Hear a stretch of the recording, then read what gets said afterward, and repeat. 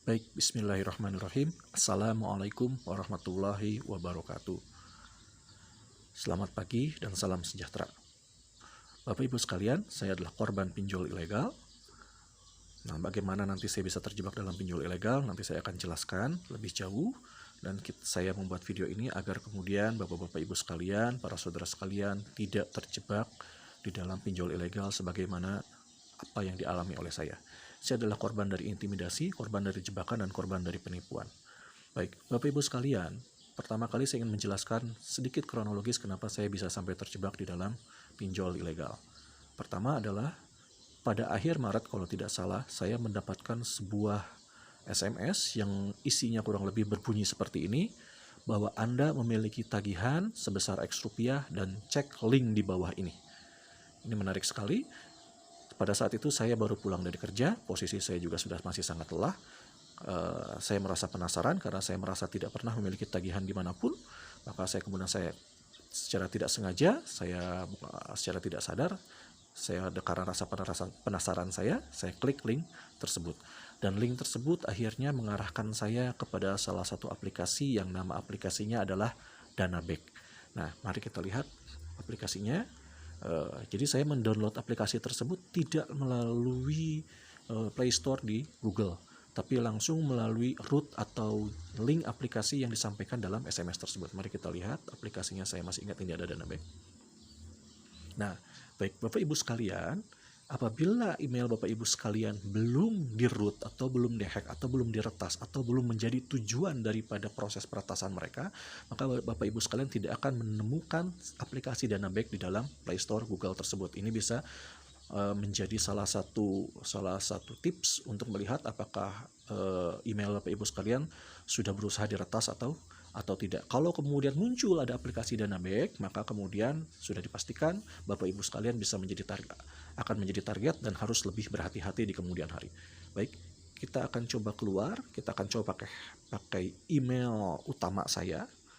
Kita akan coba pakai email utama saya. Akunnya saya akan keluar dulu. Kita hapus akun dulu. Baru kemudian kita masuk ke dalam akun utama saya yang kemarin diretas. Sebentar.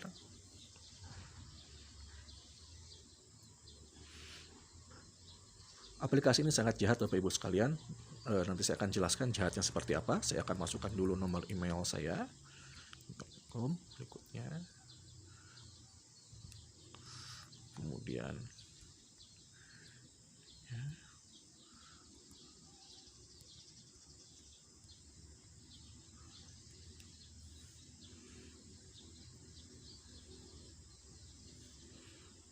Oke, ini verifikasi selanjutnya.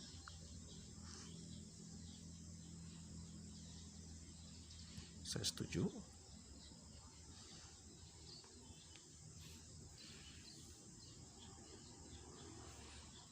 Lainnya setuju.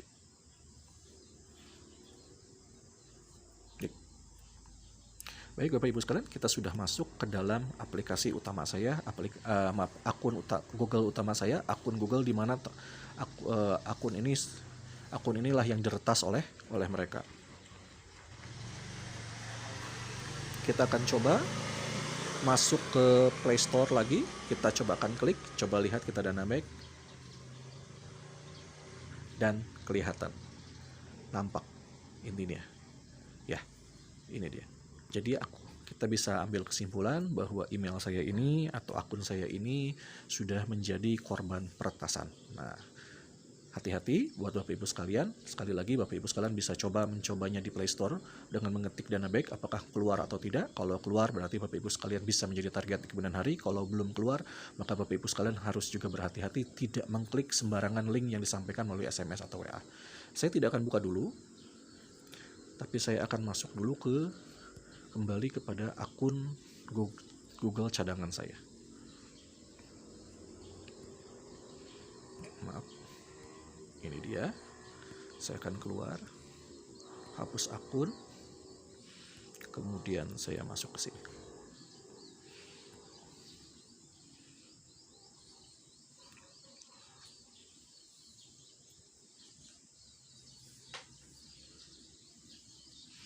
masukkan email. Sebentar. Berikutnya, ini masukkan akun kita. Berikutnya, baik, saya setuju.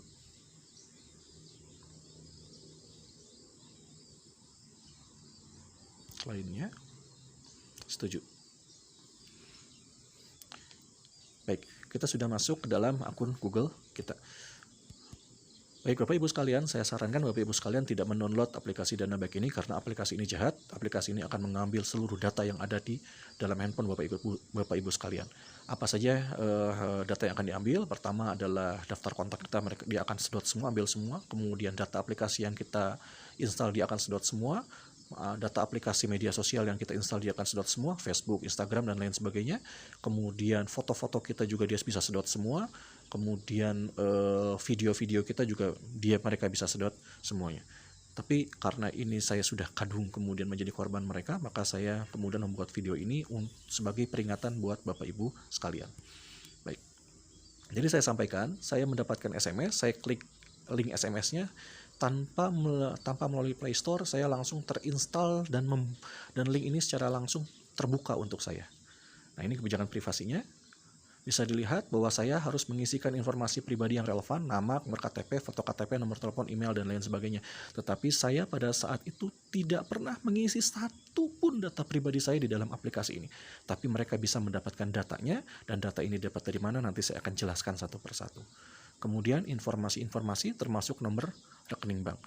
Perlu Bapak Ibu ketahui bahwa rekening bank saya itu saya save di dalam daftar kontak saya. Jadi saya sering lupa nomor rekening bank saya berapa, saya save lah nomor rekening bank saya di dalam kontak saya beserta rekening bank istri saya dan rekening bank anak saya. Kemudian informasi perangkat ponsel. Saya akan sebutkan satu persatu. Yang pertama, nomor identifikasi unik IMEI. 2, jenis browser. Nah, yang disebut dengan identifikasi unik IMEI ini adalah sidik jari handphone kita bagi yang tidak mengetahui. Ketika nomor IMEI kita diambil oleh mereka, maka secara tidak langsung handphone kita sudah terbuka lebar agar mereka bisa masuk. Kita sudah membuka handphone kita selebar-lebarnya agar mereka bisa masuk untuk mengambil data-data yang ada di dalam handphone kita. Alamat WiFi, informasi instalasi aplikasi, directory file, dan informasi kontak telepon. Baik, untuk informasi kontak telepon yang diambil bukan hanya kontak telepon yang ada di dalam handphone kita saja, termasuk juga daftar panggilan kita atau phone log atau list phone kita. Jadi di dalam daftar panggilan kita baik nomornya itu dikenal atau tidak dikenal, semuanya disedot oleh mereka. Saya ambil contoh seperti ini, saya masuk ke phone log saya.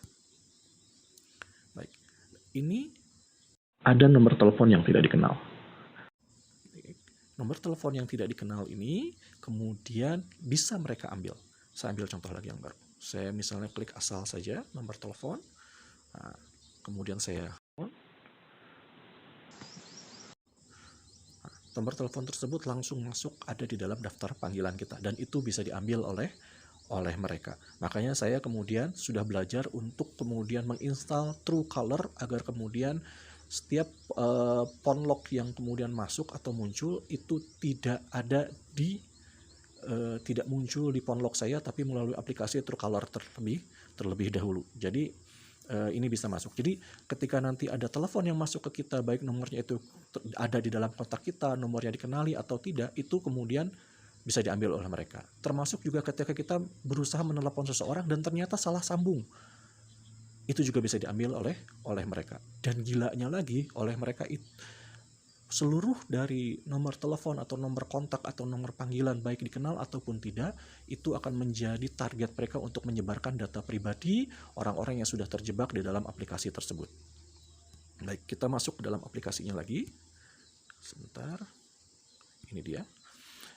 Kita coba setuju saja. Ini dia. Ini pernyataan izin. Ada lokasi, kamera, kontak, dan keadaan telepon. Jadi keadaan telepon tadi mereka juga akan ambil semuanya. Ya, kita setuju saja. Untuk mengakses kontak kita izinkan. Baca ini. Izinkan Danaback melakukan dan mengelola panggilan telepon. Ini tadi saya sebutkan. Jadi nomor yang dikenal, tidak dikenal dalam panggilan telepon kita semuanya disadap oleh mereka. Kemudian kita izinkan. Kemudian juga gambar dan merekam video kita izinkan.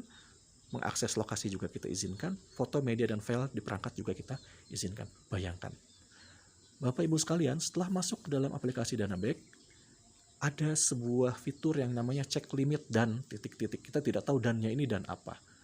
Ketika saya mendapatkan SMS, dalam alam bawah sadar saya memiliki tagihan. Maka saya akan melihat cek limit dan tagihan. Apabila Anda mendapatkan SMS, Anda mendapatkan hadiah atau bonus, maka dalam benak kepala Anda cek limit dan bonus atau dan tagihan. Ini adalah sebuah modus terselubung untuk menggiring alam bawah sadar Anda untuk mengecek limit ini dan kemudian masuk ke dalam form pendaftaran. Anda masukkan nomor handphone Anda, kemudian Anda akan berusaha mendapatkan kode OTP-nya. Kita tunggu saja.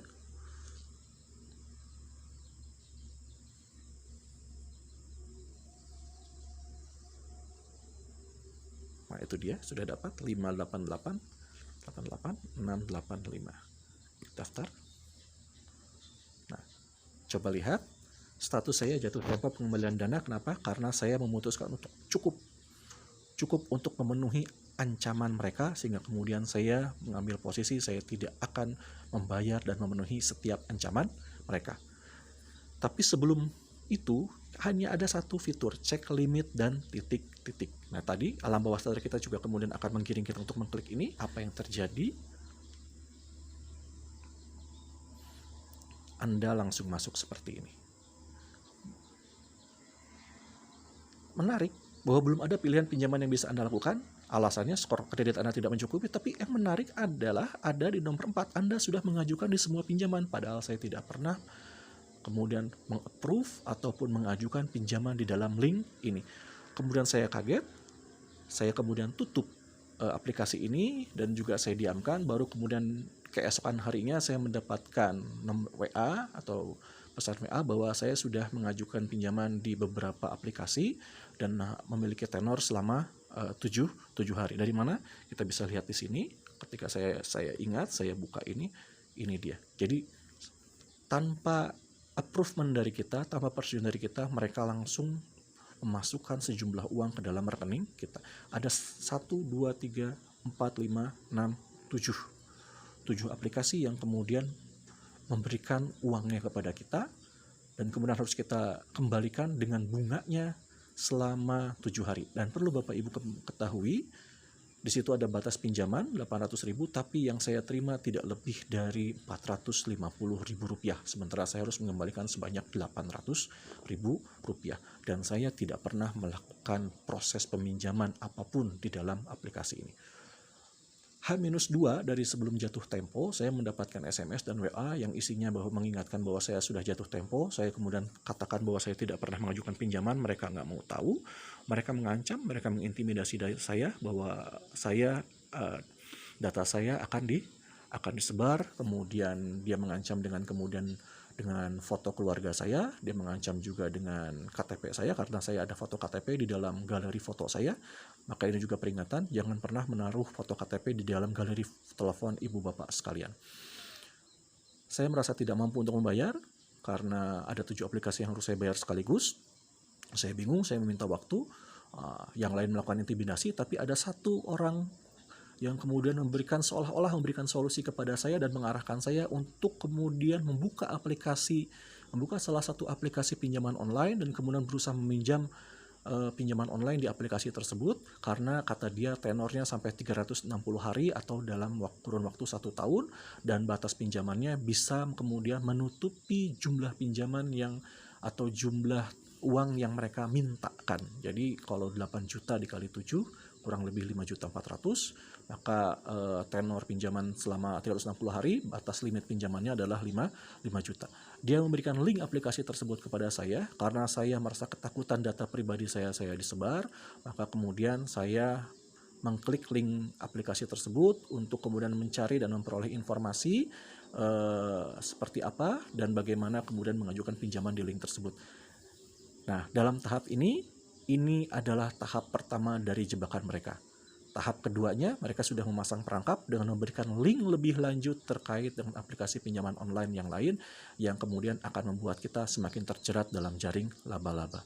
Nah, seperti apa tahap keduanya? Nanti saya akan buatkan video lanjutannya seperti apa. Sampai di sini saya memberikan tips buat Bapak Ibu sekalian agar Bapak Ibu sekalian tidak terjebak di dalam pinjaman online atau kemudian jebakan mereka, proses penipuan mereka dan modus-modus mereka. Yang pertama adalah yang paling utama, jangan pernah mengklik link apapun dari SMS atau WA yang tidak dikenal. 2. Jangan menyimpan foto KTP, foto KK, atau foto apapun yang menyimpan data pribadi kita di dalam galeri foto kita. 3. Jangan menyimpan nomor rekening kita di dalam nomor kontak kita. Dan yang keempat adalah usahakan agar kemudian kita berhati-hati berselancar di dunia maya. Sehingga kemudian Bapak Ibu sekalian tidak menjadi korban seperti saya. Hingga detik ini, data pribadi saya sudah disebar bukan hanya kepada kontak-kontak pribadi saya, keluarga saya, teman kerja saya, tapi juga kepada orang-orang yang tidak saya kenal. Mudah-mudahan video ini bisa bermanfaat buat kita semua. Sekian dan terima kasih.